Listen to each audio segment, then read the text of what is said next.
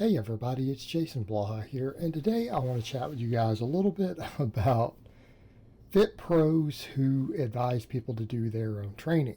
Or even worse, many of you out there who try to follow the exact programming of your favorite fitness professional. This is generally a problem, and the reason I say that is that most people who are going to be fit pros, I would hope by that point in the game, are going to be advanced lifters. And I'm not saying you can't use their same basic template or same basic training program if they do something like the conjugate method, or kind of what I'm doing with the West Side method. And it isn't West Side, it's kind of the West Side method, because this is something that's been used by very, very large numbers of powerlifters, athletes, things like that. However, such a program also has to be customized to your individual needs. Right, it's customized to your needs. Even guys who are on teams of powerlifters, for example, running the system I use, they might do the front part of the workout together, adjusted for their individual strength, but then they do their supplemental work, oftentimes based upon what their personal weak links are. Right? That's the way these things go. But for most people out there, that's not what we're talking about, is it? It's not what we're talking about at all.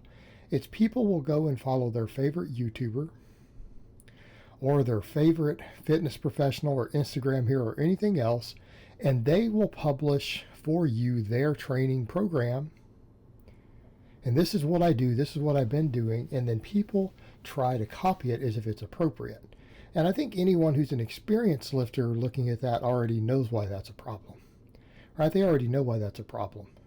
But for people who are less experienced, a lot of you out there who might be listening to this, you might say, well, why not? Why can't someone do that? Because simply put, more advanced lifters have more specialized programming. In other words, a perfect example, let's look at what I or anyone else does who's an advanced lifter. We usually do a very, very large amount of supplemental exercises, right? We do a lot of extra exercises, we do smaller exercises, we do a lot of things to bring up our personal weak points. Now, those personal weak points could be for people who are chasing the aesthetic thing, which is not me. It could be aesthetic weak points. My case is going to be strength weak points. If you have different weak points, that's not going to work for you.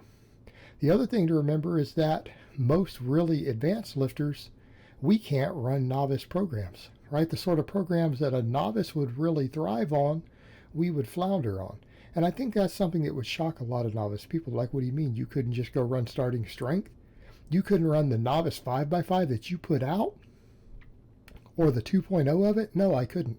I couldn't run either one. I would probably lose strength doing either one of those. They're not appropriate for a lifter at my level of advancement. Right? They're not appropriate. But they're appropriate for someone who's a novice. Right?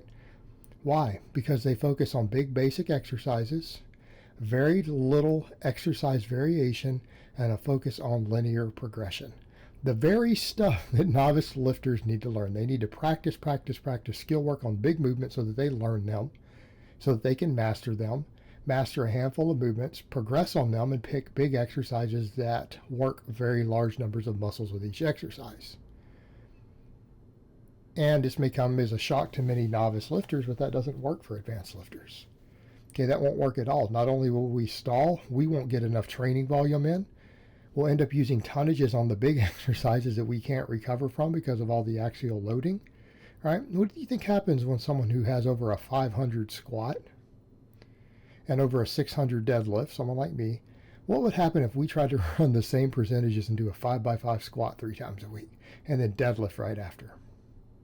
Okay, we're going to have a lot of fatigue issues. We're going to have a lot of weight sitting up on our back for a lot of sets. It's hard to recover from that.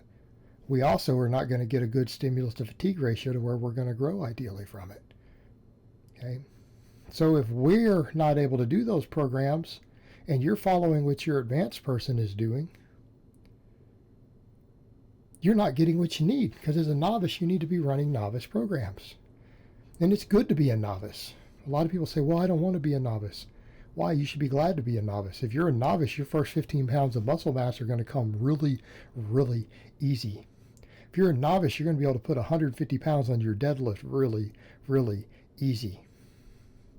Okay? It's good to be a novice. You also need very low training complexity. right? Your training is simple. You don't have to know much, right? It's good to be a novice. Now, conversely, for advanced lifters, what we do is going to be too slow a progression. Probably overall training volumes are going to be too high. There's not going to be enough skill work on the basic lifts that you need to learn. It's going to be inappropriate. Furthermore, how many of the people who are out there as fitness professionals, or even worse, fitness personalities, are running bad programs? And I think that's the thing that will really mess with a lot of people who try to follow what they're doing also. You need to understand that oftentimes they're on bro splits. The exercise science research on bro splits usually shows that for drug-free people, they usually give you slower progress. And I'm not saying you won't make progress, right? And a bro split means you have a chest day and a leg day and an arm day and so on and so forth. Well, I can tell you right now, your chest and your legs aren't going to grow very fast if you only train them once a week. Now, conversely, your arms and stuff might get 3 or 4 days a week. Because on your chest day, arms get worked. On your back day, arms get worked. On your shoulder day, arms get worked. And so on and so forth. And then they get worked on your arm day too. Your arms will get a lot of work, but nothing else will. Frequency is too low. Training volume, intra-session volume tends to be too high for you to recover from, ideally, with a very, very small growth window. Right? Most novices, you want to be training every muscle at least twice a week. Some cases up to 3. Most late novices, early intermediates, probably about twice a week on average. Right? None of that's appropriate. But they'll be running bro splits because that's what tradition has taught bros to do, and most of these guys are on gear. Okay, we need to be realistic about that. And I'm not saying tons of guys on good programming aren't on gear also, but you need to be realistic about the fact that the bro split type training was originally written and adopted by people who use very, very heavy doses of anabolics.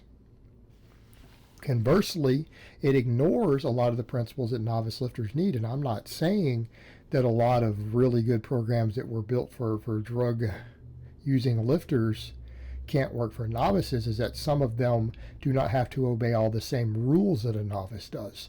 There's more wiggle room in certain areas. And if there's wiggle room in certain areas, they can ignore certain areas. In that case, something like training frequency, right? That can be largely ignored. Novice can just run this stuff and not see the progress, and they don't understand why. Well, you have a guy who's been training for years and years and years, possibly genetically gifted, and almost certainly using hefty doses of anabolics. Okay? His training needs are going to be different. And I know there's a lot of people who say, well, the training is the same. Well, no, it's not totally the same. It isn't totally the same. Anabolics give you more wiggle room on recovery, right? They give you more wiggle room on recovery, and they give you more wiggle room on training frequency. Okay, and it's not to say that you won't make gains. Look, if anyone on gear runs a program that they made good gains on, you will probably make some gains on it drug-free. You'll probably make some as long as you train really hard, but it's not going to be ideal. And if you're copying the workout of your favorite fitness personality who happens to be using gear, and he is using gear, okay, I'm going to let you guys in on another little piece of reality. Your favorite fitness personality is on gear. 95% chance. If he throws around and tells you without you asking and puts natural in everything, it's 100% chance. Okay? That's how that works. As you run around screaming natural, that's code for I use a bunch of gears. And I'm trying to compensate for it by telling you I'm natural to convince you. Okay? Those guys are always guilty of it. And that's just reality. And so if you're trying to copy their program, which is not for a novice lifter, probably not ideal for someone not on anabolics, you're going to make less gains. It's silly. And it doesn't matter that they got good results doing it. That's not how we judge the effectiveness of a program. We judge the effectiveness of a program based upon, does it follow proper programming protocols? Is it appropriate for the person who's running it? For their experience level, for their needs, for their work capacity, for their recovery. Right? That's how we judge it, not did someone get results on it. Because at the end of the day, what you have to remember with that guy, okay, maybe he got results on it, but maybe he's genetically gifted on a bunch of anabolics and trains really, really hard, in which case he would have gotten pretty good results on anything, including a garbage program. Okay, so that's not proof of anything. That doesn't mean that it's going to work for you particularly well. And you don't know that the same guy wouldn't have got better results doing something else. What you need to look at, is it appropriate for you, and is it based upon sound, proven training principles? Okay, that's what you need to be looking at. All right, guys, well, that's really all I have to say on that today. I hope it's been informative, and I will talk to you guys next time.